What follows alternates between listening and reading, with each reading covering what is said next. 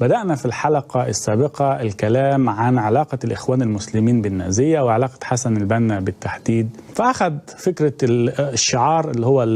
السيفين المتعانقين دول أو المتقاطعين بتوع شعار الإخوان المسلمين، خدها بالضبط من الصليب المعقوف اللي هو علامة النازية، خد اسم الجريدة اللي هتلر كان بيستخدمها اللي هي النذير، وعمل جريدة النذير أيضا في مصر. يعني أصبح لدى هذه الجماعة أموال طائلة محدش عارف جت منين، أصبح عندها أسلحة متقدمة جدا وأجهزة لاسلكي فحسن البنا ابتدى يعمل ايه بقى في اثناء الحرب العالميه الثانيه؟ يطلع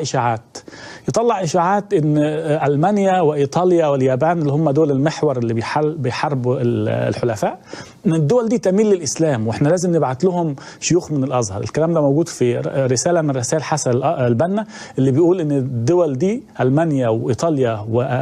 واليابان تميل للإسلام ولازم نبعت لهم شيوخ أزهر يعني يدرسوا لهم في الإسلام وهكذا عشان المصريين يتعاطفوا معهم. الجزء الثاني إن هو مجلة الإخوان المسلمين ابتدت تطلع إشاعة وتنشرها في الملأ، يعني إن هتلر أعلن إسلامه وسمى نفسه الحاج محمد هتلر، وراح عمل رحلة حج سرية لمكة،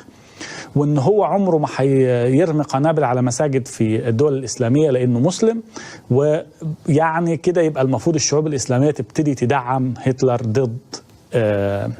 الانجليز.